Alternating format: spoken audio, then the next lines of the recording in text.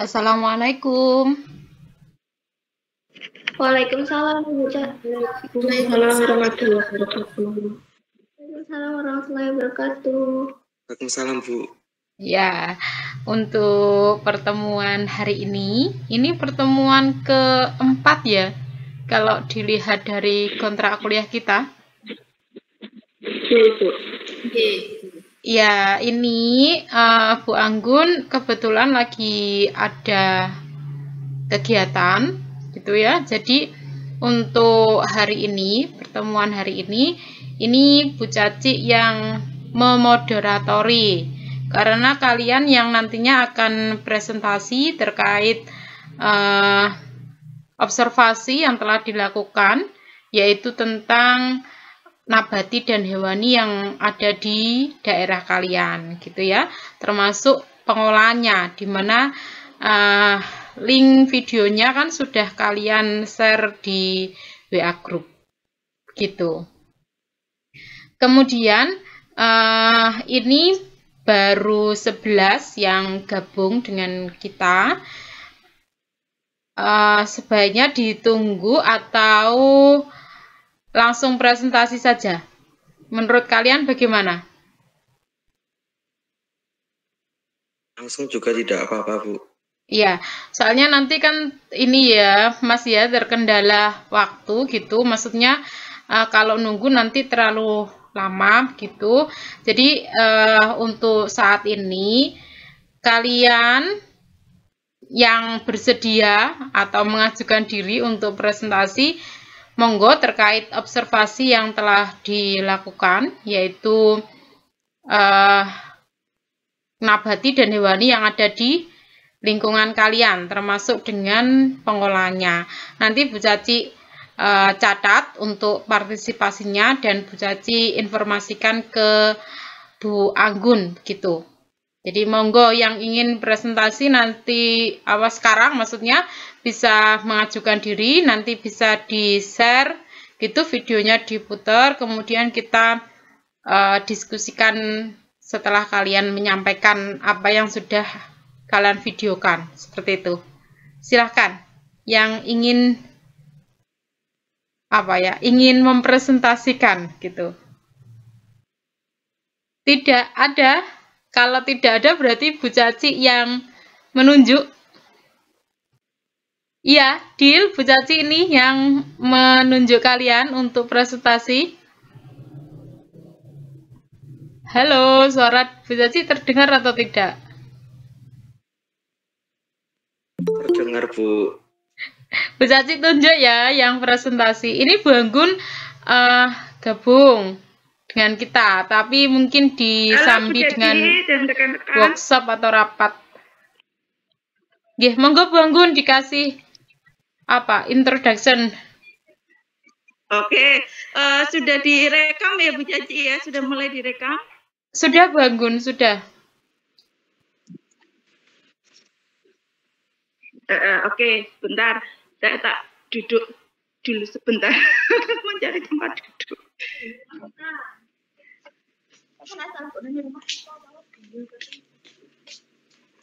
Oke, baiklah rekan-rekan mahasiswa MBKM untuk mata kuliah kearifan. Bisa kita mulai kuliahnya hari ini ya. Oke, Assalamualaikum warahmatullahi wabarakatuh. Waalaikumsalam warahmatullahi wabarakatuh. Baik, bagaimana kabar rekan-rekan mahasiswa? Alhamdulillah. Sampai hari ini? Sehat semuanya ya? Oke, untuk pertemuan pada hari Jumat ini yang kita lakukan secara sinkronus, ya nanti pada pembelajaran hari ini kita akan mengulas hasil dari observasi sumber daya alam nabati dan hewani di sekitar lingkungan mahasiswa, kemudian dilanjutkan dengan proses pengolahannya yang nantinya diharapkan dapat meningkatkan nilai ekonomi dari sumber daya nabati atau hewani tersebut. Oke, seperti itu.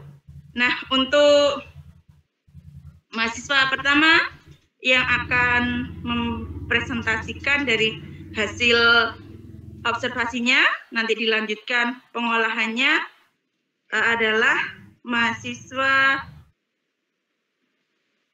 dengan nama Diarotun, ya. Nanti bisa dilanjutkan ya dengan Bu Caci ya, nanti setelah mahasiswa dengan nama Diarotun nanti bisa dilanjutkan dengan diskusi. Selanjutnya nanti untuk mahasiswa selanjutnya nanti bisa dipilih oleh Bu Caci yang mempresentasikan hasil dari observasinya dan pengolahannya. Oke, baiklah. Saya persilakan dari rekan Diarotun untuk share screen dari videonya. Bisa lewat link YouTube tersebut, di share screen di sini. Seperti itu. Oke, seperti itu Bu Caci. Mungkin ada yang ingin ditambahkan oleh Bu Caci sebelum mahasiswa atas nama Diarotun untuk mempresentasikan. Untuk sementara tidak, Bu Anggun. Tadi saya sudah mempersilahkan untuk yang ingin mengajukan diri gitu, tapi kelihatannya belum ada. Tapi Bu Anggun sudah menunjuk, monggo sekarang Mbak Diarotun Nahara untuk mempresentasikan hasil dari kegiatan observasinya. Saya persilakan Mbak Diarotun.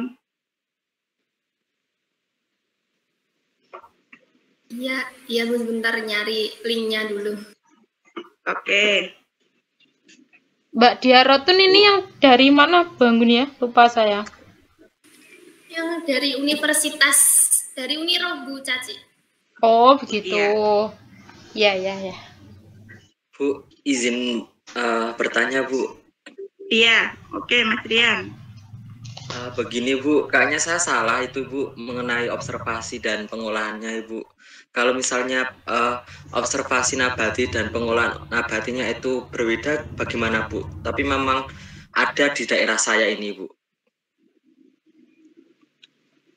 Oh seperti itu. Sebetulnya harapannya ya Mas Rian ya, harapannya ini adalah hasil yang mahasiswa observasi itu kan banyak.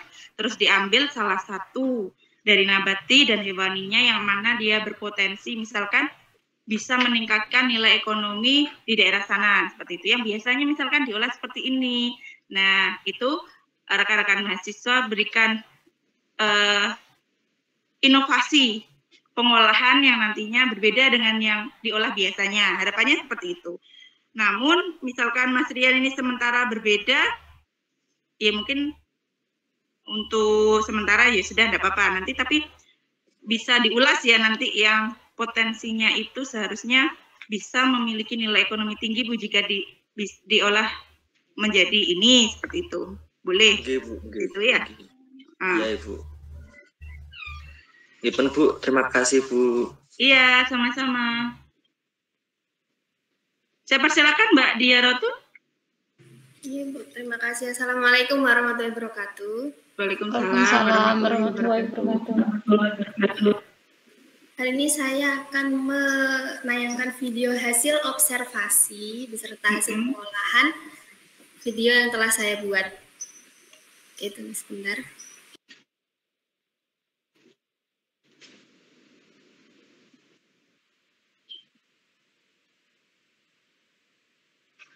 Ini yang presensi ini bisa masuk ini.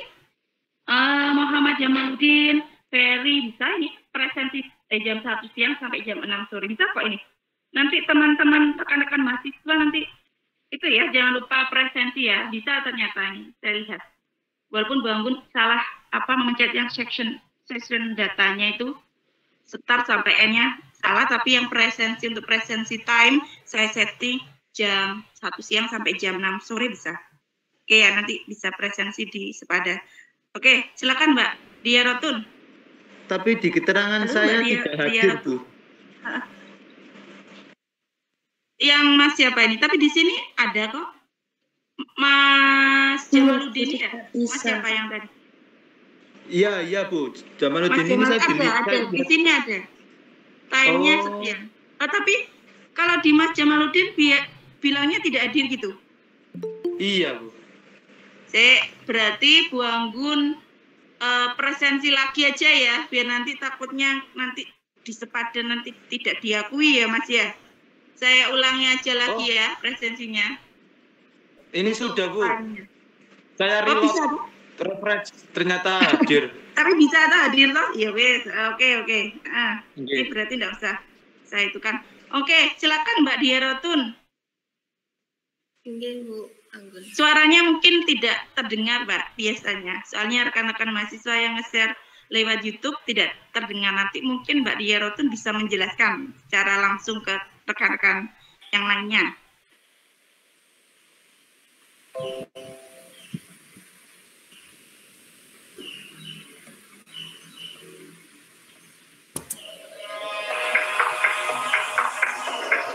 Assalamualaikum warahmatullahi wabarakatuh.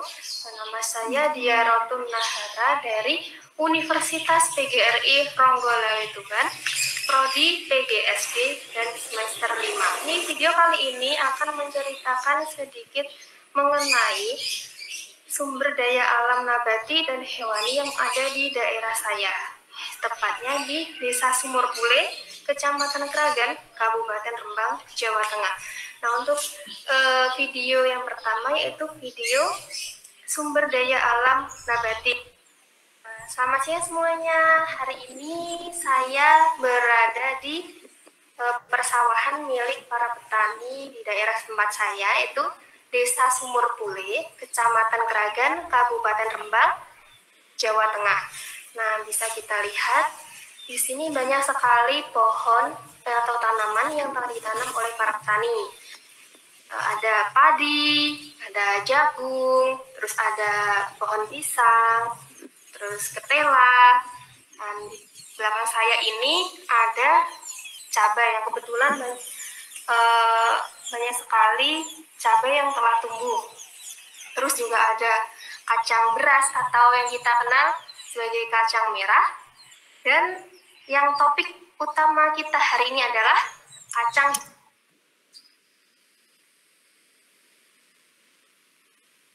Sebentar Bu, ini saya ulangi lagi Bu. Oke, bisa diulangi yang terputus tadi ya. Oke, silakan Mbak. Tadi yang itu videonya itu kepotong.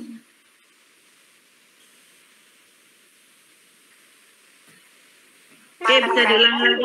Rembang, Jawa Tengah. Nah, bisa kita lihat di sini banyak sekali pohon atau tanaman yang telah ditanam oleh para petani. Ada padi, ada jagung, terus ada pohon pisang, terus ketela. Dan di belakang saya ini ada cabai yang kebetulan banyak sekali cabai yang telah tumbuh. Terus juga ada kacang beras atau yang kita kenal sebagai kacang merah. Dan yang topik utama kita hari ini adalah kacang hijau. Untuk tahu lebih lanjutnya silakan simak terus ya teman-teman. Di belakang saya ini sudah ada pohon tanaman kacang hijau. Untuk lebih jelasnya mari kita ke sana.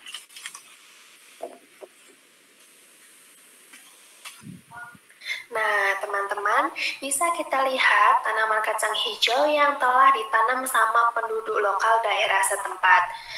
Pada tanaman kacang hijau ini memiliki perbedaan dengan tanaman kacang beras. Dari segi daunnya, kacang hijau lebih lebar dan teksturnya lebih kasar daripada kacang beras atau kacang merah. Untuk lebih jelasnya lagi, saya akan menunjukkan beberapa tanaman kacang hijau yang bisa dilihat lebih jelas. Sekilas info mengenai kacang hijau. Kacang hijau adalah sejenis palawija yang dikenal luas di daerah tropika. Tumbuhan ini termasuk jenis suku polong-polongan yang banyak bermanfaat dalam kehidupan sehari-hari sebagai sumber bahan pangan berprotein nabati tinggi. Lemak kacang hijau sendiri tersusun atas 73% asam lemak tak jenuh dan 27% asam lemak jenuh. Kacang hijau mengandung vitamin B1. Kacang hijau ini mengalami masa panen saat berusia 60-80 hari setelah masa tanam. Dan dalam penanaman kacang hijau ini pun harus memperhatikan beberapa hal. Yang pertama, pH yang dibutuhkan kacang hijau supaya dapat tumbuh adalah 5-6. Yang kedua, tanaman kacang hijau menyukai tanah yang gembur dan kaya unsur hara di dalam tanah. Dan yang ketiga, kacang hijau bisa tumbuh di dataran rendah sekitar 500 meter di atas permukaan laut. Tadi adalah sekilas dari video sumber daya alam nabati. Dan selanjutnya kita akan berkenalan dengan sumber daya alam hewani yang ada di daerah saya. Selamat menyaksikan. Ini adalah kondisi tempat pelelangan ikan di daerah Rembang pada pagi hari. Bisa kita lihat banyak nelayan yang berdatangan dengan beberapa hasil ikan yang didapat. Untuk ikan yang banyak dihasilkan di daerah Rembang didominasi oleh ikan layang, ikan tongkol, ikan sumbal, ikan tenggiri, ikan manyung, ikan kakap merah, ikan pari, ikan barakuda, dan ikan teri, dan masih banyak ikan yang lainnya. Dan untuk hasil olahan ikan yang umum berada di Rembang itu gereh, atau bisa disebut dengan ikan yang telah dikeringkan.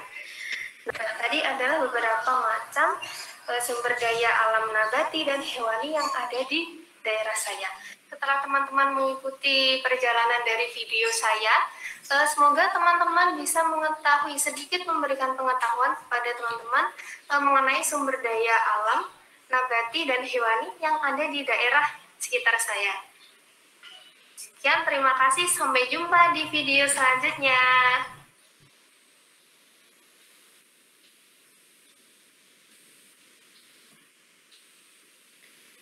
Dan yang untuk video pengolahannya, saya skip.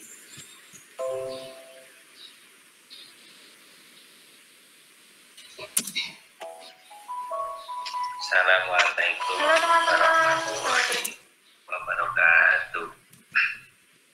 Selamat pagi anak-anak semua.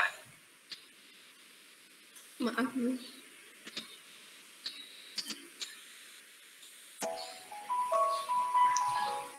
Halo teman-teman, berjumpa lagi dengan saya Dia Rotunahara dalam video pengolahan salah satu sumber daya alam nabati khas daerah Rembang, Jawa Tengah. Selamat menyaksikan dan selamat mempraktekkan di rumah. Bahan-bahan yang perlu disiapkan, yang pertama adalah gula pasir yang telah dihaluskan.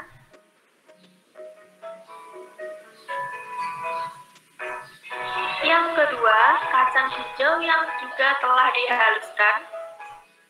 Yang ketiga, air dan 1 bungkus vanili.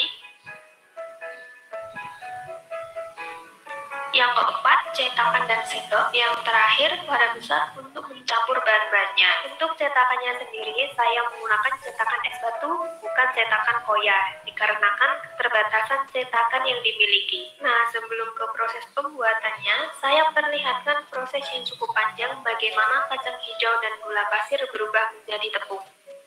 Langkah pertama adalah perendaman. Rendam terlebih dahulu kacang hijau selama kurang lebih 12 jam dan setiap 6 jam sekali air perendaman diganti. Hal ini bertujuan untuk mempermudah pengelupasan kulit ari pada kacang hijaunya. Langkah kedua adalah pemisahan kulit ari. Dilakukan dengan cara gosok secara perlahan dan siram dengan air yang mengalir. Hal ini bertujuan agar warna yang diperoleh di hasil akhir nanti cantik. Untuk pemisahan kulit ari tergantung selera, mau disisakan atau dibersihkan sampai bersih. Jika dirasa kulit ari masih banyak yang belum terkelupas, dengan cara manual dipisahkan satu-satu. Langkah ketiga adalah dirimbang. Dengan cara kacang hijau tadi ditaruh di wadah, lalu dikasih air lumayan banyak, kemudian tuang air secara perlahan, maka kulit ari yang mengambang akan keluar dari wadahnya. Langkah kelima adalah penjemuran sekilas. Sebenarnya langkah ini mengondisikan, bisa dipakai, bisa tidak. Tujuannya agar air sedikit mengering. Langkah keenam adalah menyangrai. Pengerayan kacang hijau menggunakan api yang sangat kecil untuk menghindari bau gosong. Sangrai kacang hijau sampai benar-benar kering dan berwarna coklat keemasan.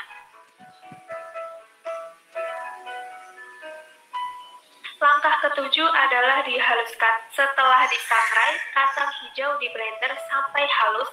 Selanjutnya dilanjutkan dengan menghaluskan gula pasir.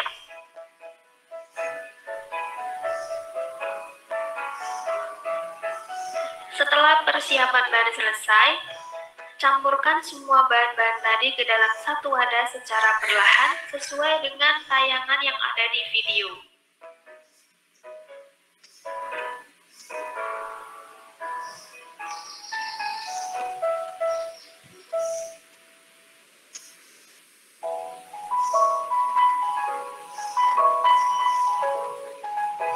Untuk takaran dari kacang hijau dan gula pasirnya ini adalah 1:1.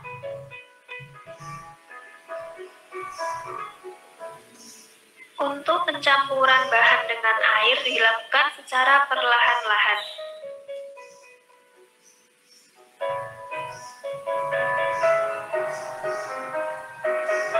Sampai bahan ketika ditekan dengan tangan tidak benar-benar hancur atau tidak mudah hancur. Langkah terakhir adalah proses pencetakan. Tekan bahan ke dalam cetakan sampai benar-benar padat.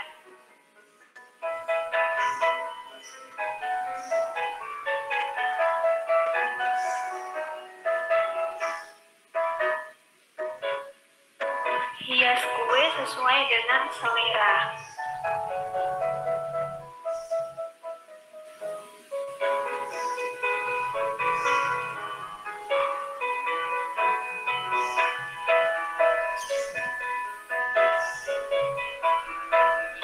Jajanan koya selesai, siap untuk dinikmati bersama teman maupun keluarga.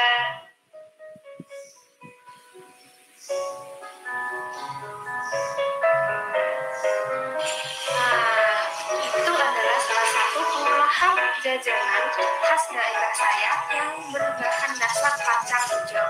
Mungkin di daerah teman-teman ada yang sama, namun dengan nama yang berbeda.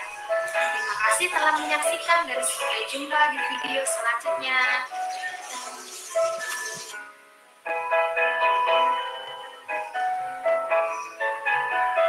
Ini adalah sayur kelo merico yang berbahan dasar dari ikan, khas daerah Rembang.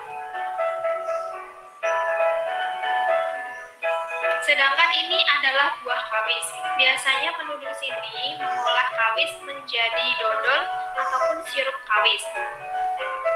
Bisa juga dimakan secara langsung dengan tambahan gula pasir.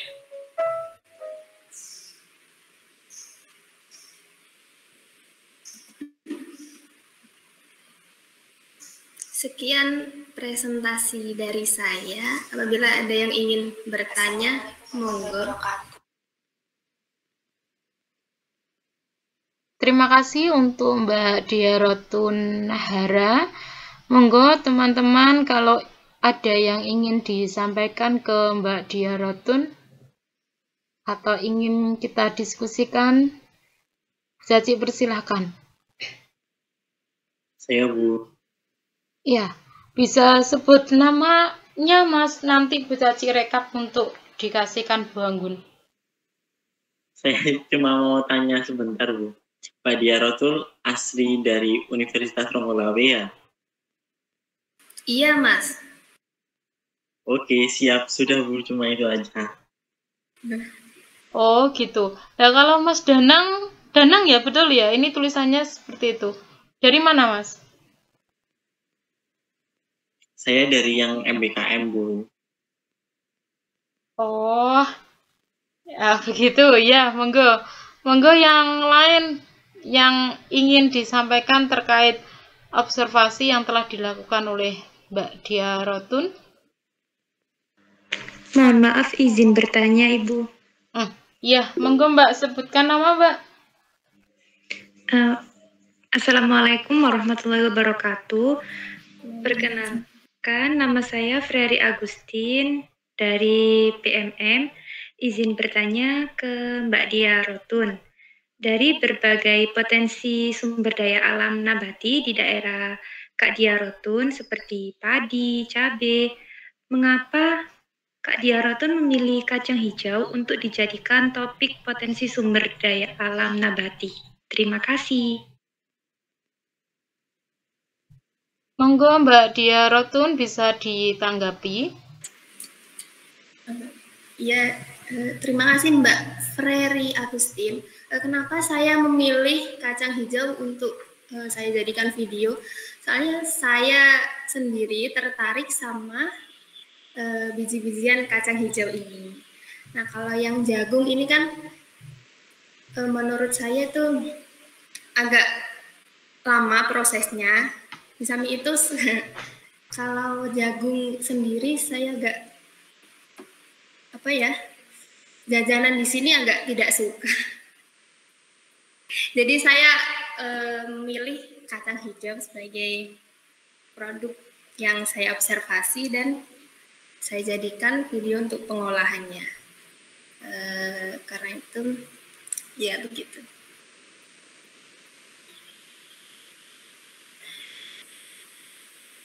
Berarti Mbak Dia Rotun memilih kacang hijau itu karena ketertarikannya gitu ya? Nggih, Bu. Tertarik sama kacang hijau ini. Soalnya pernah saya nyari di jajanan khas Rembang itu ada satu yang tadi saya bikin itu koya. Saya kepengen bikin gitu. Jadi saya terinspirasi dari situ. Oh gitu. Monggo Mbak Agustin, bagaimana? Iya Ibu, apakah terdapat kendala Kak dalam memanfaatkan kacang hijau untuk dijadikan produk suatu makanan tadi? Kalau untuk kendalanya sendiri itu waktu saya merendam kacang hijau kan semalaman itu airnya habis, jadi harus mengulang dari awal. Kalau yang lain mudah untuk dipraktekkan di rumah, mudah. Gitu. Bagaimana, Mbak Agustin? Iya, baik. Terima kasih, Bu dan Mbak Dia Rotun. Oke. Ini Bu Caci melanjutkan sebentar, nanti sebelum yang lain bertanya gitu ya. Saya tertarik juga dengan produk yang dikembangkan dari kacang hijau di daerah Rembang itu tadi yang disampaikan oleh Mbak Dia Rotun Nahara. Nah, yang ingin Bu Caci sampaikan, untuk penjualannya bagaimana Mbak? Itu harganya maksudnya Bu Caci, itu bagaimana? Per bijinya berapa begitu? Atau sistemnya bagaimana untuk penjualannya? Yang koya tadi. Kalau yang koya itu penjualannya itu Bu, satu plastik isi berapa gitu, dijual di pasar. Untuk cetakannya berarti tidak seperti yang disampaikan Mbak Dia Rotun tadi ya, tidak harus seperti itu kan ya? Enggak Bu, tidak. Itu kan saya kemarin nyari di tetangga itu kok nggak ada yang punya, terus waktunya sudah mepet, ya sudah pakai cetakan itu saja. Biasanya cetakan koyanya itu kayu, terus ada itu loh Bu, apa namanya, lubang-lubangnya, tapi lubangnya itu kadang bentuk bunga, pokoknya bentuk-bentuk gitu Bu buat koyanya. Oh iya, kalau di tempatnya Bu Caci bukan dari kacang hijau, tapi kalau tidak salah itu dari ketan sama gula merah kayaknya Mbak. Apa ya namanya, satru atau apa gitu loh. Mungkin seperti itu ya. Kalau Bu Caci lihat tadi kayaknya pembuatannya ya disangrai terus diucel kan gitu. Mirip maksudnya. Hanya saja kan kalau di videonya Mbak Dia Rotun bahan utamanya kan dari kacang hijau, seperti itu. Kalau untuk harganya tadi bagaimana Mbak Dia Rotun? Untuk harganya itu berapa ya? Selama ini saya belum pernah beli, Bu. Baru pertama kali ini bikin. Jadi ya belum tahu harganya. Oke, terima kasih. Mungkin ada yang lain yang ingin menanggapi terkait Saya, yang Bu. disampaikan? Ya, monggo Mas Rian ya. Iya, Bu. Dari mana, Saya Mas? Dari Universitas Pendidikan Ganesha Bali, Ibu. Oh ya. Saya izin bertanya untuk Mbak Dia Rotun, kan untuk di Rembang sendiri kan itu ada sumber daya alam nabati berupa kacang hijau ya. Terus apa itu? Terus apa itu? Apakah ada oleh-oleh yang berbahan dasar dari kacang hijau itu kah, Mbak? Kalau oleh-olehnya ya itu, Mas, dari koya itu sendiri. Oh, koya itu sendiri. Iya. Dan apa untuk pemasakannya itu atau apa gitu, apakah ada yang khas gitu Mbak dari daerah Rembang sendiri? Masakan untuk yang nabati ini? Iya. Kalau yang khas itu selain dari kacang hijau ini apa yang dimaksud Masnya gimana? Ya dari kacang hijau itu, Mbak. Kalau yang dari Rembang juga ini, Mas, khasnya koya dudul namanya. Iya. Ya udah, Mbak. Terima kasih, Mbak. Mungkin kalau di tempat lain gitu kan biasanya ya di tempatnya Bu Caci untuk kacang hijau kan belum ada yang dibuat seperti yang disampaikan Mbak Dia Rotun. Biasanya kalau di Bu Caci ya dijual masih bentuk biji gitu, belum diolah, dibuat kolak dan seterusnya.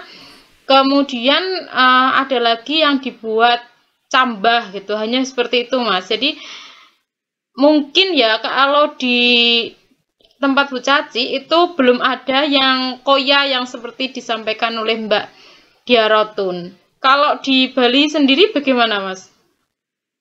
Ada apa enggak lo kacang hijau di Bali? Di daerahnya Masnya? Untuk di Bali sendiri ya sama Bu seperti yang di daerah Ibu. Jadi buat kolak atau apa gitu, Ibu. Kalau di daerah asal saya yang di Jawa itu biasanya buat buat tempe dari kacang hijau itu, Ibu. Jadi berbahan dasar dari kacang tempe itu, Bu. Oh, kacang apa itu? Kacang hijaunya itu, Bu. Jadi ya, jadi nggak pakai kacang tanah, Ibu. Kalau di Bu Caci tempe terbuat dari kedelai, Mas. Belum ada juga yang dari kacang hijau malahan. Gitu. Iya, saya juga baru tahu minggu kemarin, Ibu, di daerah saya sini ada yang makanan khas, tapi yang tempenya itu isinya itu dari kacang hijau itu, Ibu. Saya juga ngerasain juga kok empuk ini. Rasanya gimana, Mas? Enak apa enggak, Mas? Kacang hijau.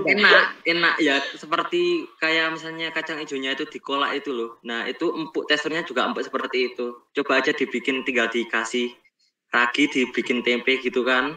Iya. Nanti digoreng. Iya, enak, Bu. Saya udah coba kemarin. Daerah mana, Mas?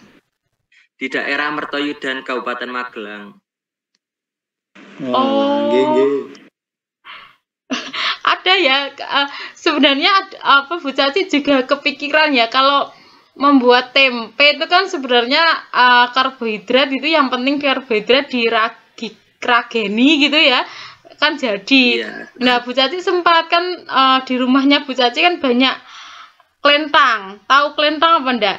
Kelor itu loh. Buat itu kan, Bu, asem-asem itu kan atau ya toh? Iya, sayur asem. Nah, itu sampai enggak terpakai, Mas. Jadi terlalu banyak karena Bu Caci punya banyak di pinggir-pinggir rumah itu diciri seperti itu gitu. Nah, kepikiran ini bijinya apa bisa ya dibuat tempe, kok ternyata di Mas Rian juga ada yang baru dari kacang hijau. Kemarin sempat terpikir seperti itu, pakai kelentang itu bisinya, kelentang itu pikiran Bu Caci seperti itu. Mungkin jadi mending enggak. Ya mungkin Ibu coba aja buat bereksperimen Bu, soalnya setahu saya kalau kacang-kacangan gitu kayak palawija, misalnya kacang tanah, kacang hijau mungkin bisa Bu, coba aja Ibu, eksperimen aja Bu. Iya, penasaran juga Bu Caci. Oke. Saya juga Bu. Yang lain mungkin ada yang mau disampaikan untuk Mbak Dia Rotun?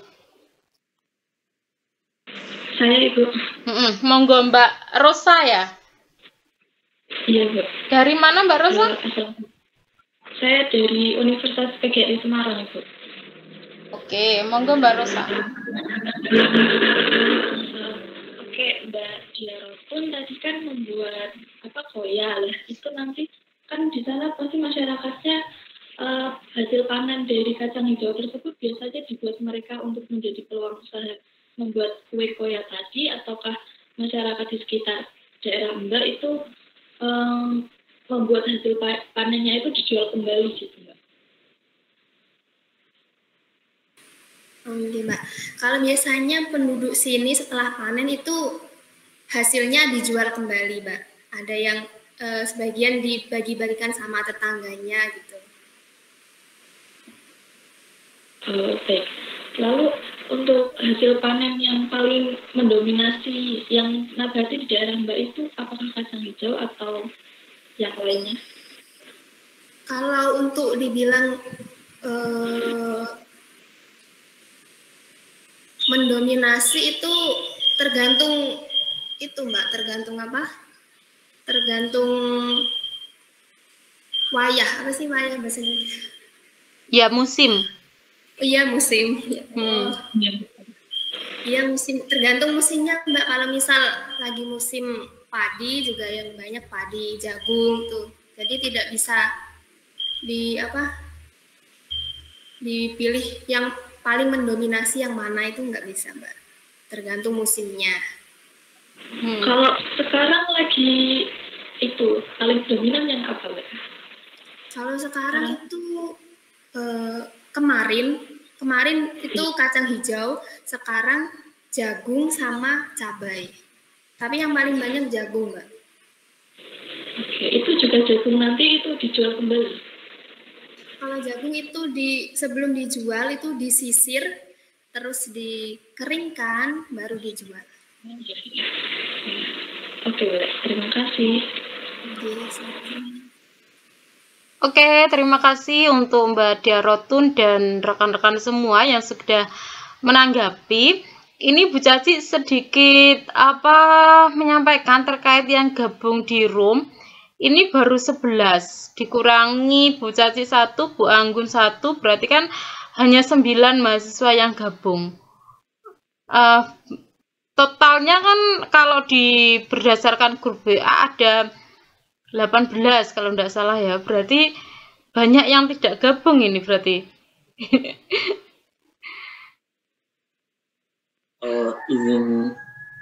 izin menanggapi, tadi ada yang di grup yang tidak bisa join karena kendala sinyal dan lain-lain. Sekalian ya Bu, tadi saya juga masih penasaran sama Mbak Dia Rotun, apa masih dibuka sesi untuk berdiskusi Bu? Monggo Mas, monggo enggak apa-apa. Monggo Mas Danang. Oke, Mbak Dia Rotun, kacang hijau di daerah Mbak Dia Rotun tadi diolah seperti itu. Nah, untuk kacang hijau sendiri di daerah saya juga diolah sebagai tempe kacang hijau, terus ada juga dengan peyek kacang hijau seperti itu. Nah, kalau di daerah Mbak Dia Rotun untuk kacang hijau sendiri pernah nggak dibuat kayak keripik kacang hijau gitu, atau dibuat untuk campuran-campuran bahan-bahan yang nantinya akan dibuat untuk pengolahan yang ke pasar bebas seperti itu Mbak Dia Rotun? Monggo Mbak. Kalau yang saya tahu selama ini di pasar itu selain koya tidak ada Mas, cuma rempeyek, dibikin rempeyek, bubur sama kolak saja, itu saja.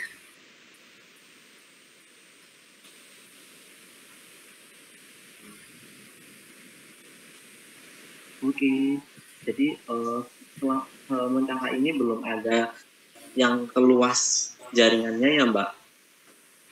Belum ada Mas, cuma belum ada sih. Kebanyakan petani di sini setelah panen langsung dijual di pasar gitu Mas. Oke, saya hanya menyarankan saja ya Mbak, kan sekarang Menpora yang perekonomian kreatif, industri dan lain-lain, Bapak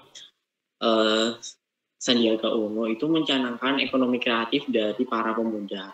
Nah, mungkin Mbak bisa memberikan hasil dari kinerjanya Mbak yang nantinya bisa dikirim ke dinas terkait dan nantinya akan dibuat proposal itu bisa dicairkan untuk usaha dulu. Nah, nantinya usaha sementara itu nantinya bisa digunakan, maksudnya modalnya bisa diambil dari proposal itu dulu. Nah, nantinya bisa dikembangkan. Nah, nantinya hasil kembangannya itu yang bisa digunakan kembali untuk perekonomian lain. Jadi bisa mengajukan seperti itu Mbak. Seperti yang terjadi di Situbondo kemarin juga seperti itu.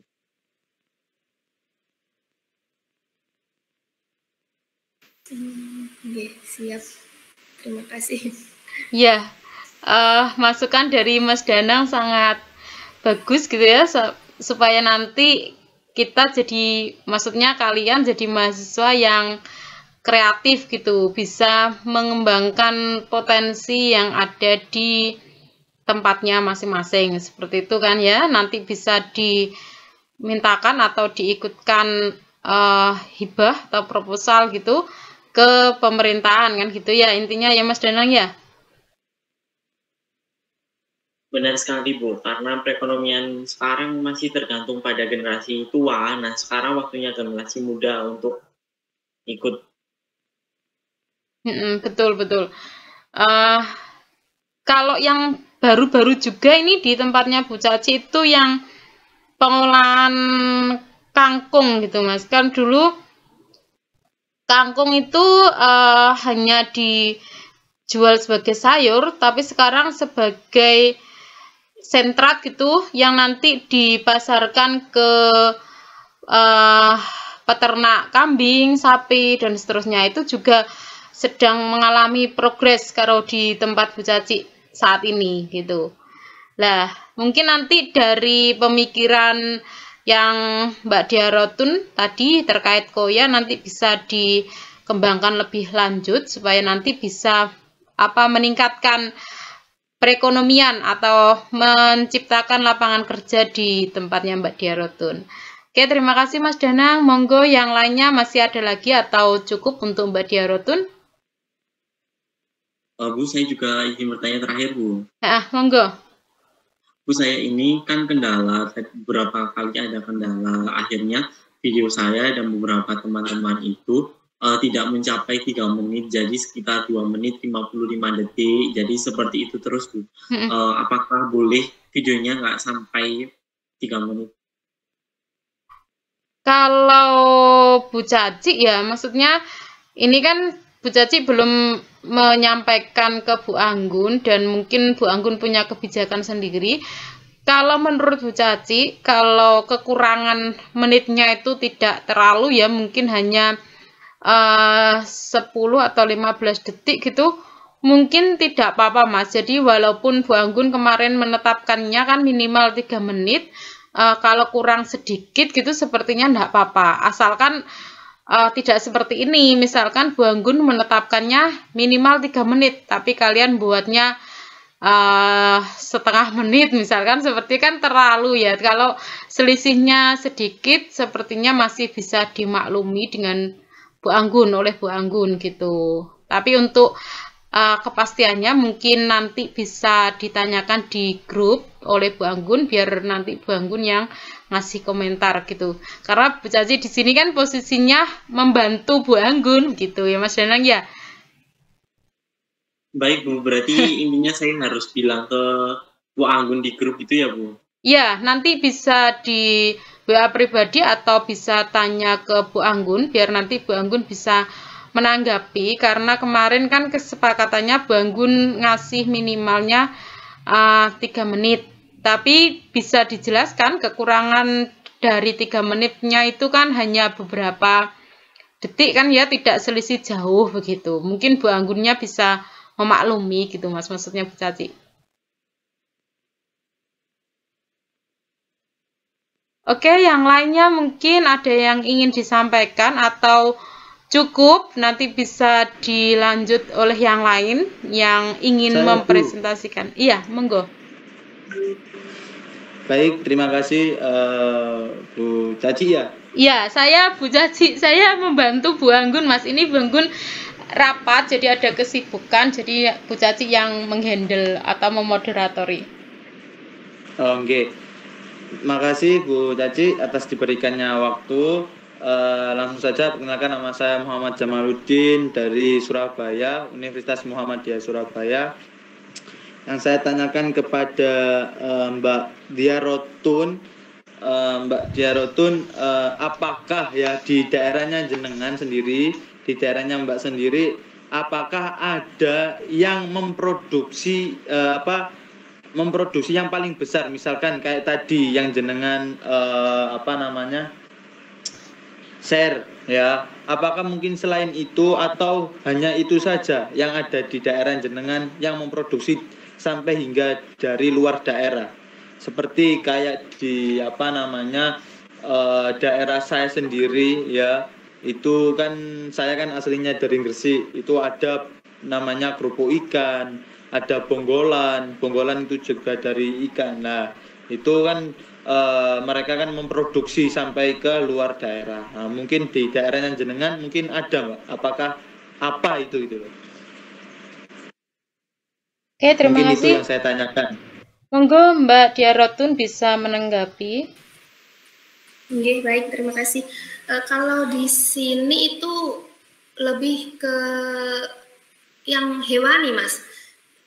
Itu di dekat rumah saya ada yang bikin sosis, tapi dari ikan kalau nggak salah. Itu produk rumahan. Untuk sasarannya itu ya sekitar daerah tetangga, terus pasar, pokoknya yang deket-deket sini, belum sampai keluar kota. Kalau yang lain mungkin untuk olahan sendiri Mas, untuk cemilan sendiri sama dibagi-bagi tetangga gitu toh.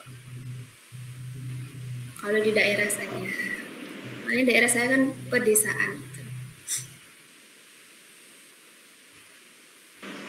Oh, oke. Terima kasih Mbak Diarotun atas diberikan informasinya. Jadi yang terbesar untuk pengolahan di daerahnya Mbak Diarotun itu sosis ikan, gitu ya Mbak? Itu yang terbesar dibandingkan dengan yang koya tadi, seperti itu ya? Gitu. Oke, untuk sosis ikannya sendiri itu melanjutkan ya dari Mas Jamaluddin tadi. Untuk sosis ikannya sendiri itu sampai bermerek atau belum Mbak? Untuk penjualannya itu sudah bermerek kah atau bagaimana? Kalau untuk sosisnya itu belum Bu, soalnya baru yang disasar itu cuma pasar sama di luar daerah saya itu belum sampai ke luar kota, hanya dari daerah-daerah setempat saja. Seperti itu. Jadi belum sampai pengembangan merek atau dipatenkan seperti itu ya Mbak ya, masih homemade dan masih merintis gitu ya. Oke, terima kasih. Mungkin cukup ya untuk Mbak Diarotun. Ini satu kali lagi untuk yang menampilkan hasil observasinya. Ini Bu Caci tunjuk atau sukarela yang ingin mempresentasikan? Oke, Mas Rian ya? Iya Bu, tapi ala kadarnya ya Bu. Iya, enggak apa-apa. Wong Ya, kita kan sekedar tahu ya. Jadi seperti tadi kan yang disampaikan Mbak Diarotun, kita jadi tahu bagaimana toh daerah Rembang itu. Kemudian kita tahu yang namanya koya. Bu Caci sendiri kan baru tahu, belum tahu itu koya. Monggo Mas, Bu Caci persilakan. Iya Bu. Suaranya ndak terdengar, mungkin bisa dibaringi dengan penjelasan langsung gitu Mas. Soalnya iya, kok Bu. ndak terdengar. Oh ya Bu. Nah, ini untuk video saya mengenai kebunan ketela. Untuk di video ini, apakah masih terdengar belum Bu? Iya, terdengar suaranya Mas Rian, tapi untuk suara dari videonya tidak terdengar. Tidak terdengar. Oh Nggih. ya udah, saya jelasin aja. Iya, Bu. dibarengi penjelasan saja. Jadi saya mengambil untuk ketela ini karena sebagai bahan pokok dalam pembuatan oleh-oleh Ibu, seperti gedok Ibu. Jadi di sini itu di Magelang itu terkenal akan olahan dari ketelanya Ibu. Jadi terdapat beberapa gedok seperti gedok marem, gedok eco, terus gedok gondok, gedok lindri, dan selain untuk pembuatan gedok, biasanya ketela ini untuk pembuatan keripik selondok Ibu. Jadi rasanya itu yang terkesan manis pedas gitu Ibu. Selain untuk pembuatan oleh-oleh dan keripik itu Ibu, biasanya untuk daunnya sendiri biasanya untuk sayur atau misalnya buat sayur mayur. Selain itu juga untuk pakan ternak. Jadi pakan ternaknya itu kadang menggunakan daun ketela ini.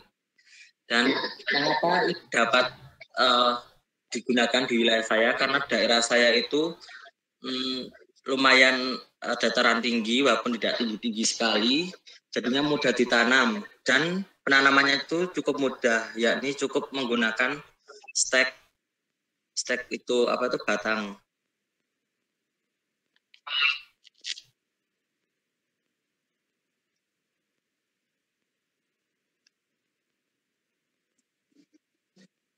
Mungkin sekilas untuk itu saja mengenai penjelasan untuk observasi ini. Saya akan berlanjut langsung kepada pengolahan nabati. Jadi saya kurang paham mengenai ini, maksudnya saya malah mengamati ini tapi prakteknya malah yang lainnya gitu Ibu. Soalnya saya juga kurang memahami, mungkin ya saya kurang mendengarkan, jadinya saya untuk prosesnya pembuatan ini, karena di daerah saya tidak hanya singkong, juga terdapat banyak pohon kelapa. Jadinya saya nggih. Ini terdengar tidak Bu yang ini suaranya? Tidak Mas. Ya udah saya jelasin saja Ya, Bu. suara videonya tidak terdengar. Ya. Saya akan membuat mengenai gula Jawa atau gula merah khas daerah Borobudur Magelang. Jadi saya mengunjungi sebuah desa atau pembuatan rumahan ya, yang masih tradisional. Nah, untuk pertama diuapin dulu niranya yang setelah dipanen. Setelah itu dituangkan ke dalam wajan dan selalu diaduk selama kurang lebih 3 jam hingga mengental.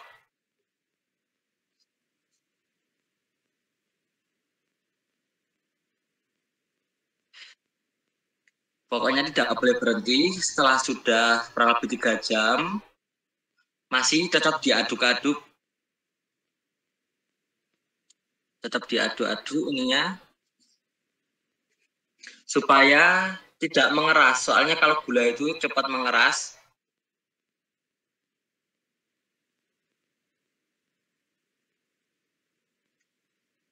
Dan sembari mengaduk-aduk, kita disuruh untuk menyiapkan cetakan. Kalau di daerah saya menggunakan batok kelapa atau tempurung kelapa.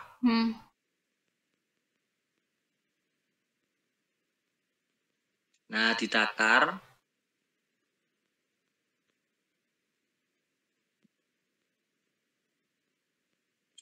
Ini saya dibantu sama pemiliknya karena saya juga ikut praktek dan mengamati juga. Jadi saya takut kalau misalnya cepat kering.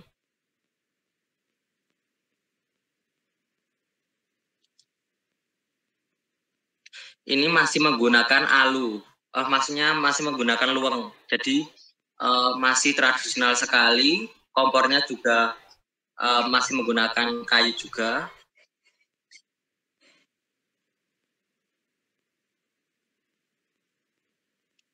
Padahal jarak desa ini dekat dengan Candi Borobudur sekitar 2 km saja.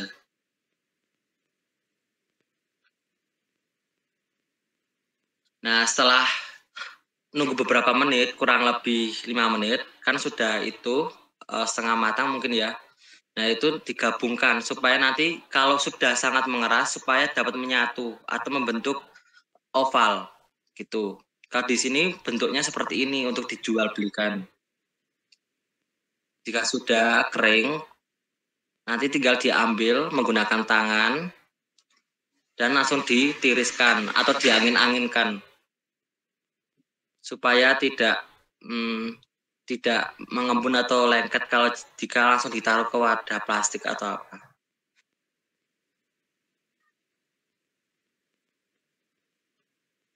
Jadi ini hasil dari saya pembuatannya.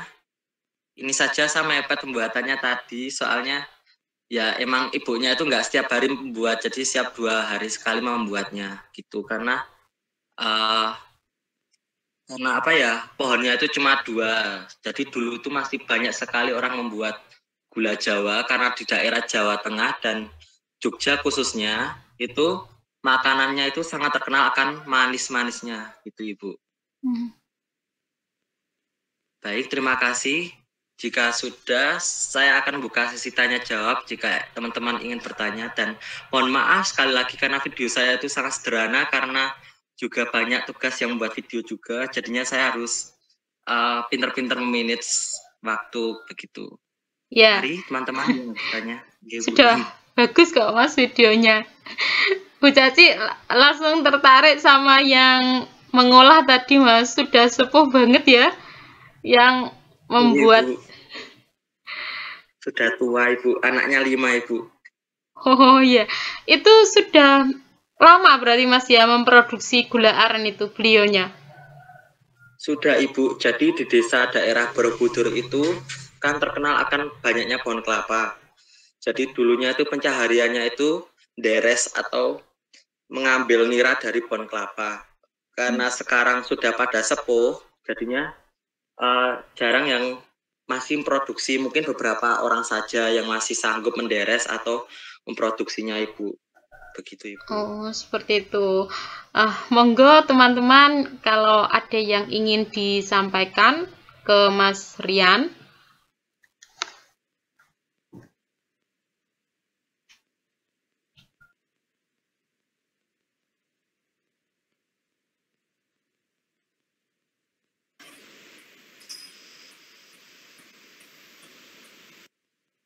Bu Caci, persilakan. Iya, Mas Danang. Monggo Mas Danang.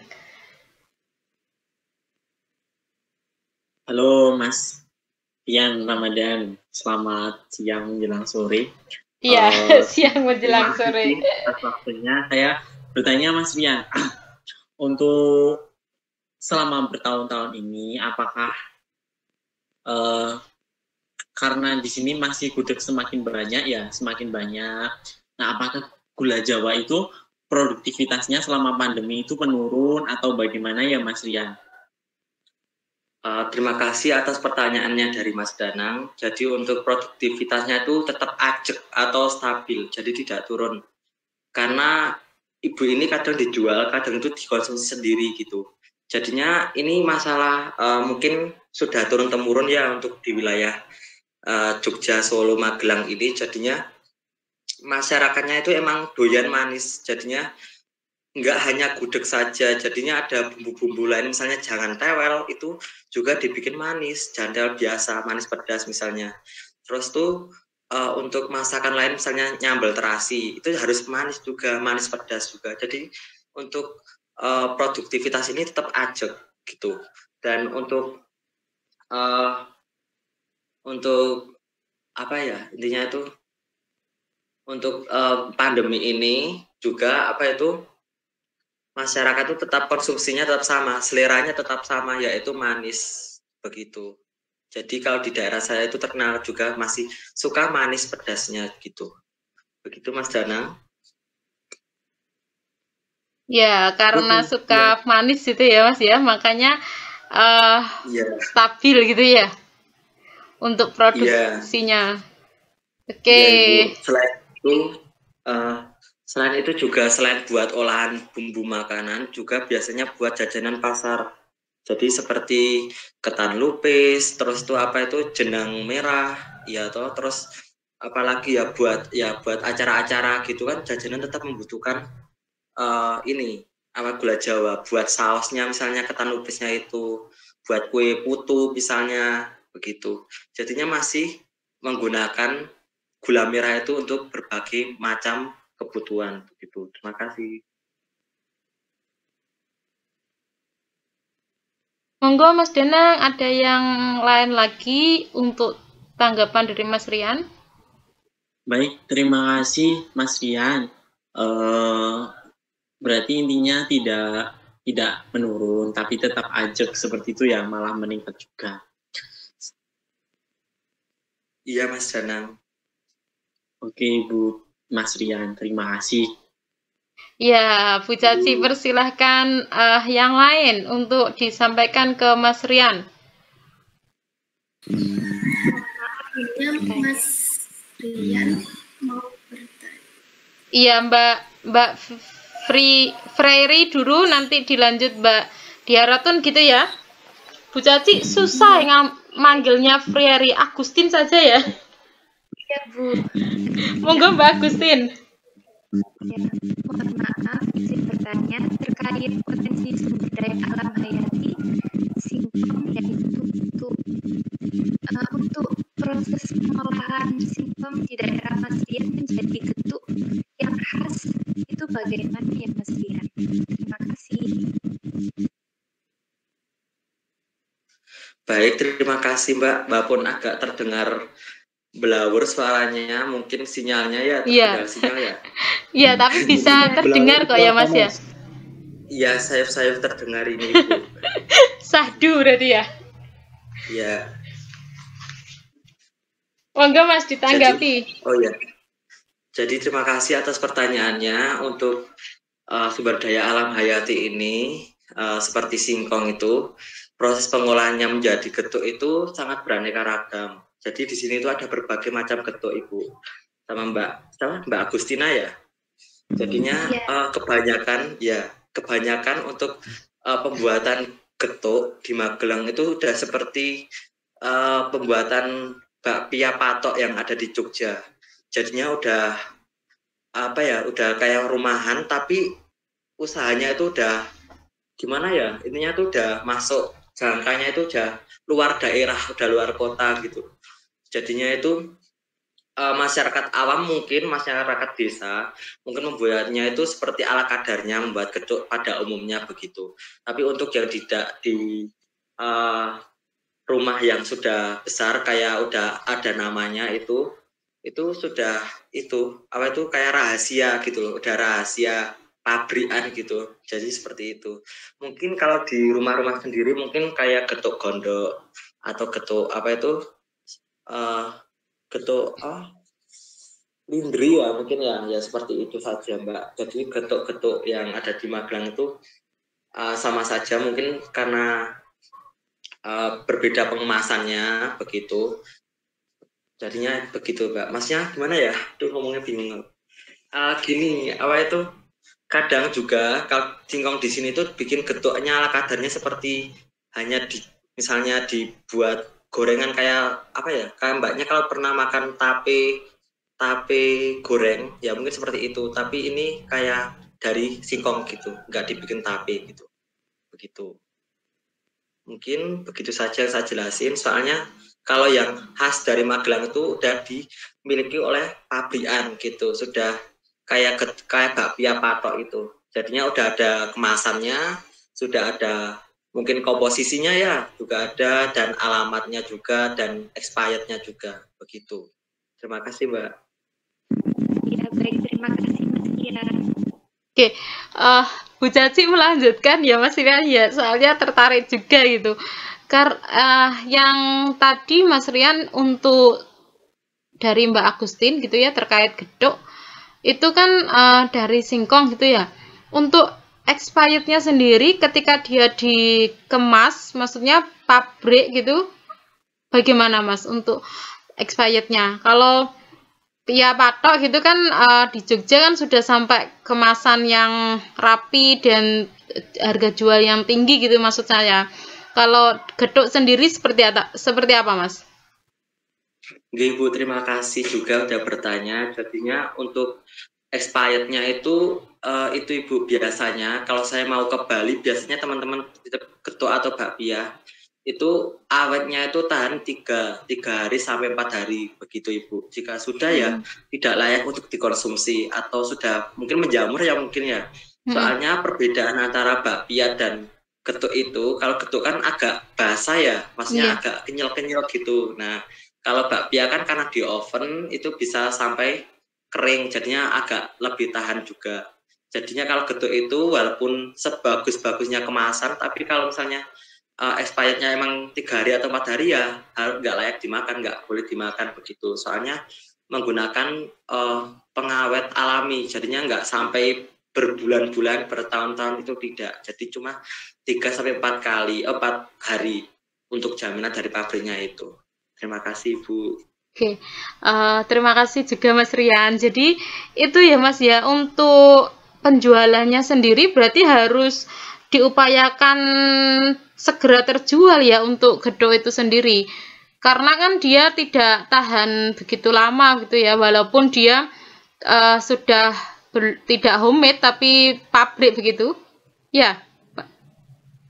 Iya Ibu, jadi harus segera terjual, tapi jika tidak terjual juga tidak apa-apa, soalnya biasanya dari pabrik itu langsung ditarik, dan kadang dari rumah pemilik atau usaha besar ini biasanya juga membuka outletnya di situ juga Ibu, jadinya langsung ditarik ke belakang, diganti yang baru begitu Ibu. Jadinya tidak harus menunggu, maksudnya menunggu ada orang bilang oh ini udah expired, enggak, langsung ditarik dan langsung diganti begitu Ibu. Begitupun yang di luar kota, yang untuk pusat oleh-oleh di Jogja itu pun juga setiap 3 hari sekali itu pasti bakal ada yang dari Magelang ke sana buat menyetok kembali Ibu.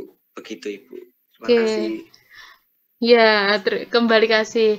Kalau di Bu Caci belum ada Mas gedok yang dijual seperti itu. Kalau ya hanya jajanan pagi gitu, misalkan dari rumahan terus dijual pagi hari gitu-gitu saja, langsung dimakan. Belum sampai yang kayak besar di tempatnya Mas Rian itu belum sampai.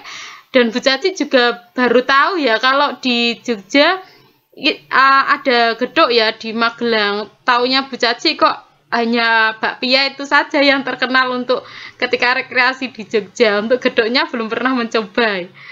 Kapan-kapan Bu Caci coba. Oke, selanjutnya monggo Mbak Diarotun bisa ngasih tanggapan. Ya, terima kasih Bu Caci pada Mas Rian. Tadi saya tertarik sama kerupuk selondok. Kerupuk selondok itu yang bagaimana ya Mas? Terima kasih. Ya, terima kasih Mbak Diarotun. Jadi kerupuk selondok itu seperti kerupuk panjang-panjang ukurannya, dan itu dari singkong. Jadi rasanya itu enak sekali, manis tapi nggak manis banget ya. Maksudnya itu manis dalam artian sedikit manis, dan tapi ada pedas-pedasnya, enak sekali itu. Jadinya kalau misalnya ke Magelang juga bisa sekali buat beli keripik selondok ini. Kalau misalnya untuk tampilannya itu Mbak Diarotun bisa searching atau googling ya mungkin ya.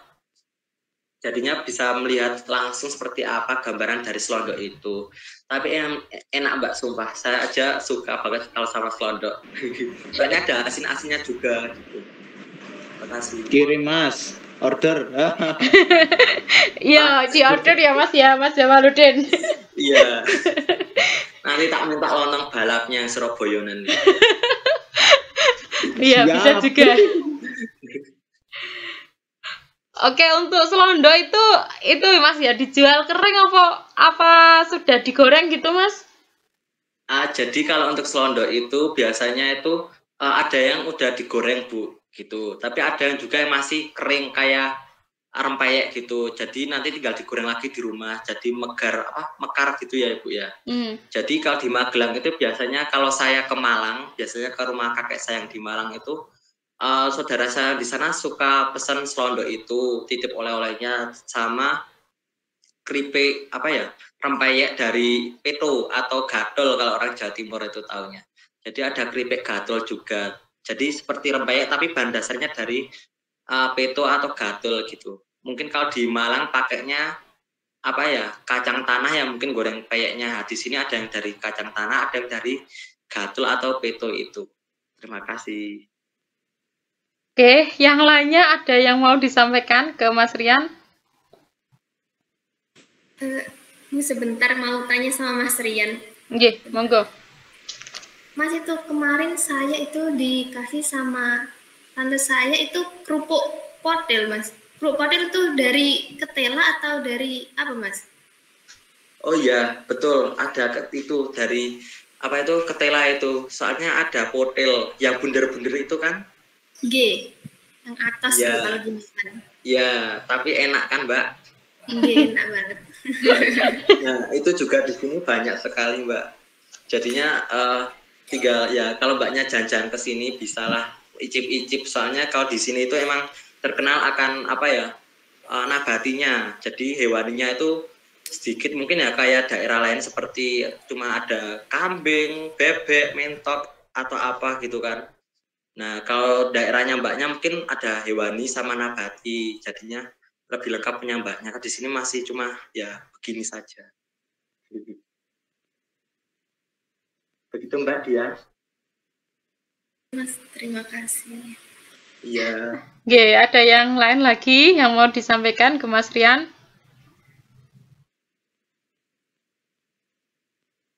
Oke, untuk dari Bu Caci ya Mas ya, ini kan Bu Caci juga kurang tahu ya ciri khasnya di daerah kalian gitu, makanya Bu Caci tertarik juga walaupun maksudnya semakin ingin tahu begitu. Lah, terkait yang tadi Mas, kerupuk selondok ya?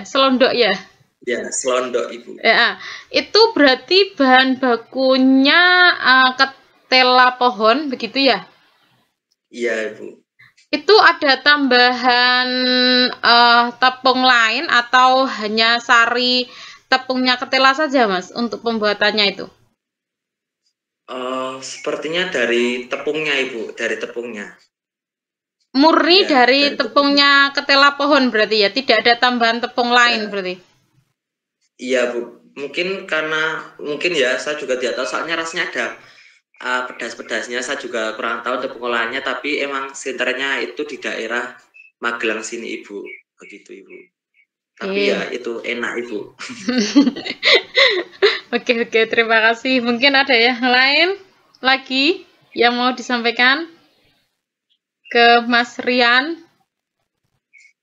Mungkin Mas Danang itu yang pernah mungkin yang tinggal di Jogja itu. Iya, kan itu ya sedaerah ya, kenal ya. Monggo Mas Danang, ada yang lain? Mas Rian sepertinya ngawur sekali Bu. Loh, salah ya?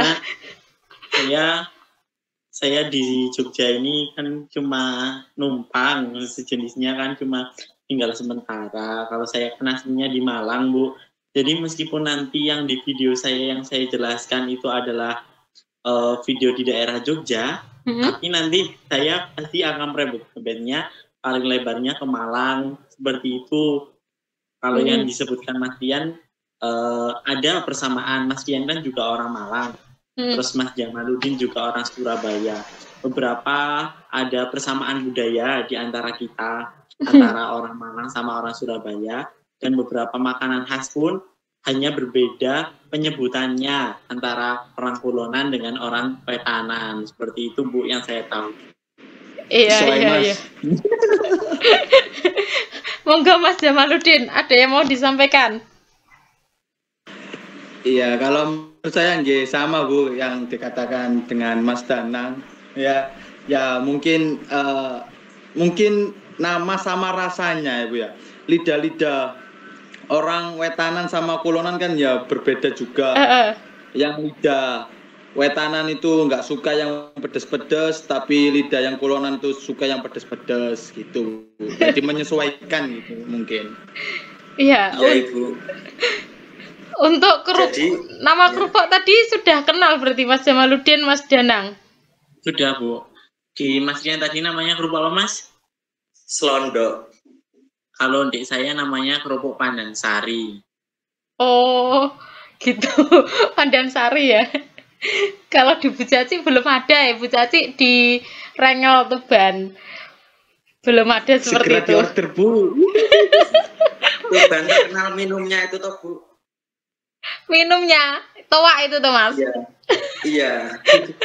Parah Mas Jamaluddin ini. Oke, terima kasih. Iya Ibu, jadi untuk kebudayaan sendiri mungkin agak mirip ya Jawa Tengah, Jawa Timur itu Ibu. Kadang juga ada ciri khasnya sendiri begitu Ibu. Jadi misalnya saya kalau waktu di Magelang sini, nah beli nasi goreng itu pasti pakai kecap, dan kecapnya tuh ya nggak banyak banget, maksudnya ya kerasa lah manisnya gitu. Beda kalau di Jawa Timur. Kalau di Jawa Timur saya kalau beli nasi goreng itu pakai saus apa ya, tomat yang merah itu. Pokoknya saya aja sampai kaget loh, kok pakai saus gitu kan. Tapi ya rasanya tetap enak, tapi ya cocok-cocok aja, soalnya masih lidah orang satu rumpun kan, satu Jawa gitu Ibu. Cuma bedanya kalau di sini tuh manis, kalau yang di Jawa Timur itu agak asin. Dan untuk di Bali sendiri masih mengikuti budaya Jawa Timur, jadinya masih nasi gorengnya itu pakai saus gitu Ibu. Terima kasih Bu. Iya. Mungkin ya ada yang lain lagi. Kita selesai jam 2:30 ya. Tadi kan kita mulainya jam 1. Ya, kan kita 2 SKS gitu. Saya Ibu. Iya, monggo Mas Danang. Saya mau sambat Bu ini. Sambat, monggo. Mau curhat, monggo. Saya, Mas Jamal, Mas Dian, dan beberapa Mbak Eva yang beberapa mahasiswa MBKM itu ingin sambat Bu. Yang pertama tadi, kan kenapa saya tadi benar tanya, Mbak Jarotun anak Ronggolawe? Iya, ya memang bagus. Soalnya gini Bu, mohon maaf sekali kalau memang nanti videonya dari orang-orang MBKM ini videonya jauh sekali kebagusannya, kekerenannya dari orang-orang di Unirau. Karena kami itu yang pertama tabrakan sama kegiatan modul Nusantara yang dasarnya itu sama dengan kegiatan kearifan budaya lokal. Cuma perbedaannya adalah kalau kearifan budaya lokal itu terus menerus tugas, tapi kalau kearifan budaya lokal lebih ke praktek setiap minggu 1. Jadi gimana lagi ya, udah namanya mahasiswa, tugas ya harus dikerjakan. Tapi ya apa Bu, apakah setiap kali materi benar Pak Ferry, apakah setiap materi di kearifan budaya lokal itu harus banyak sekali diskusi dan banyak sekali apa Bu, kayak udah ada tugas ini, nanti ada tugas ini, nanti ada tugas ini lagi, nanti ada tugas ini lagi. Ini rambut saya ini kriwut, nanti tambah keriting, gimana Bu? Mas Danang mewakili umat MBKM. Iya. Gini Mas Dan. Iya, monggo Mbak Diarotun. Mas Danang, saya sendiri kan juga seperti Mas Danang, sama-sama serta MBKM. Jadi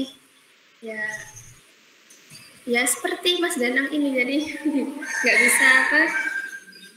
Tadi seperti Mas Danang bilang kan nggak bisa sekeren anak Uniro, tapi kan saya sendiri juga mengusahakan untuk bisa menyelesaikan tugas. Jadi meskipun banyak tugas yang datang, tapi diusahakan untuk membagi waktunya, gitu Mas Dana.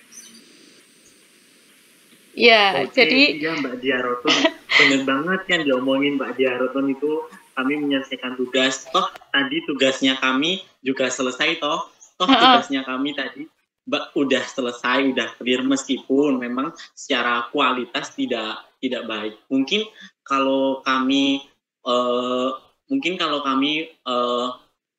ada di posisi positifnya, video kami jelek, tapi nanti dalam kegiatan keaktifan atau kegiatan promosi kami ada sisi positifnya. Jadi kami meminta Ibu Anggun dan juga Ibu Caci untuk menilai selain bukan dari video aja tapi juga dari hal-hal lain yang memang keadaannya di lapangannya seperti itu, Bu. Karena dari tugas modul Nusantara itu sudah banyak video, di kearifan budaya lokal juga sudah ya. Bagaimana ya Bu, namanya mahasiswa, ya memang tugas kami untuk menyelesaikan tugas. Sebenarnya itu bukan salahnya Bu Caci, bukan salahnya Bu Anggun, tapi ini hanya sekedar hambat gitu aja. Iya.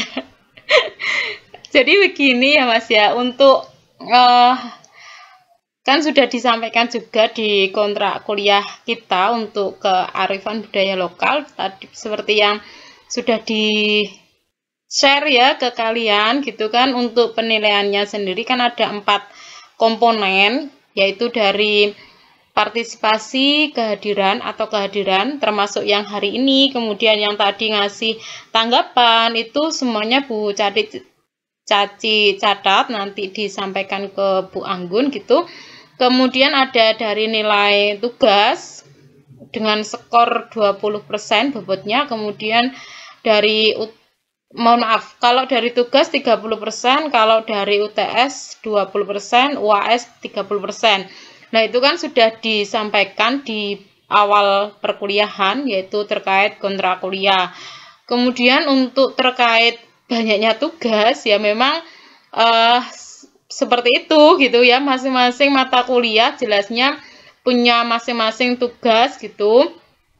Kemudian yang penting kalau menurut Bu Caci diusahakan untuk dikerjakan gitu. Dan kalau Bu Caci lihat gitu ya di video yang kalian share di grup, walaupun tadi dikatakan jelek, kalau menurut Bu Caci pribadi ya tidak jelek-jelek amat gitu ya, karena kita kan fokusnya mengobservasi gitu Mas. Jadi baguslah, cukuplah kalau menurut Bu Caci seperti itu. Dan yang perlu diingat yaitu tadi, untuk setiap tugas itu yang diusahakanlah dikerjakan. Yang penting seperti itu. Kalau masalah kualitas, kebagusannya nanti kondisional, itu kan penilaian dari Bu Anggun gitu lah. Jadi tidak usah bingung gitu. Yang penting ada tugas ya dikerjakan. Waktunya kuliah mengikuti, kalau nanti ada UTS ya ikut, ada UAS ya ikut, yang penting dibuat happy begitu loh. Kemudian ini untuk yang kehadiran seperti saat ini gitu ya, yang di grup WA itu kan ada 20 gitu, dikurangi Bu Caci dan Bu Anggun kan berarti ada 18. Nah ini tapi yang hadir 10 dikurangi Bu Caci dan Bu Anggun berarti 8. Nah itu yang menjadi Bu Caci bingung gitu, walaupun nanti di Spada kan kalian bisa absen gitu ya, tapi ada penilaian juga terkait kehadiran seperti saat kita meet hari ini gitu. Nah kedepannya nanti kalau ada meet ya berarti diusahakan untuk hadir. Kalau misalkan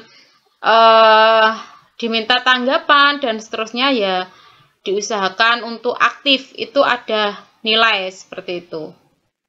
Gitu. Ada yang lain lagi yang mau disampaikan? Terima kasih ya Ibu sudah mendengarkan keluh kesahnya ini. Iya. Memang untuk dosen-dosen Uniro gitu memang sudah ada list tugasnya gitu loh. Jadi jangan dirasa kok banyak sekali tugasnya, hari ini sudah tugas, hari ini tugas. Lah, tidak seperti itu. Memang rata-rata ya hampir semuanya itu dosen-dosen di Uniro ya seperti itu, Mas. Sudah ada tugas-tugas untuk pertemuan ini berarti ngapain, untuk pertemuan ini ngapain, itu sudah jelas. Nanti terus ya itu tadi yang penting dikerjakan, diusahakan gitu ya. Kemudian nanti masalah hasil itu masalah nilai nanti kan kewenangan dari Bu Anggun. Nah, nanti Bu Anggun pun pastinya menyadari karena mahasiswa itu tanggungan tugasnya banyak. Nah, sudah dikerjakan itu sudah alhamdulillah sudah ada reward tersendiri gitu loh. Jadi tidak usah khawatir terkait itu. Ya Mas Danang ya? Siap Bu, siap. Mas Jamaluddin siapa Panda ini? Mungkin gini Bu Caci. Iya. Mas Danang ini itu takut hasilnya itu yang tidak memuaskan sehingga nilainya itu akan itu berhubungan dengan hasilnya itu lah. Mungkin iya, paham Bu Caci. Bu Caci aslinya sudah paham arah-arahnya itu menuju ke situ. Tapi ya itu tadi. Ya, sebenarnya video saya juga sih sepertinya gitu Bu. Soalnya kan ya sama juga yang dicurhatkan oleh Mas Danang, karena curhatan Mas Danang kan mewakili umat MBKM ya. Nah, mungkin kalau jadi mungkin kalau di studi agama-agama sendiri setiap agama kan mempunyai rukso Bu ya. Rukso keringanan untuk menjalani beragama. Jadi mungkin ya dari Bu Caci dan Bu Anggun mungkin memberikan rukso atau keringanan. Pastinya Mas, itu pastinya. Kalau nanti bisa Bu Caci sampaikan juga ke Bu Anggun sebagai dosen pengampu yang utama gitu ya. Itu pastinya ada keringanan. Hanya saja ya pertimbangannya tadi Mas, kalau ada tugas dikerjakan, diminta apa dikerjakan, diminta meet ya ikut meet, itu sudah ada ribet tersendiri kalau menurut Bu Caci seperti itu gitu. Seperti hari ini kan banyak sekali ini yang tidak ikut meet lah, dibandingkan dengan yang ikut meet itu pastinya sudah ada perbedaan gitu Mas. Untuk nilai jadi apa ya, aman, insya Allah aman. Ketika nanti semuanya sudah dilakukan, insya Allah aman gitu, jangan khawatir. Nanti Bu Caci sampaikan ke Bu Anggun. Nggih, matur nuwun atas informasi dan penjelasannya Bu Caci. Iya, sama-sama. Oke, kita akhiri gitu ya untuk pertemuan hari ini. Sebentar Bu Caci,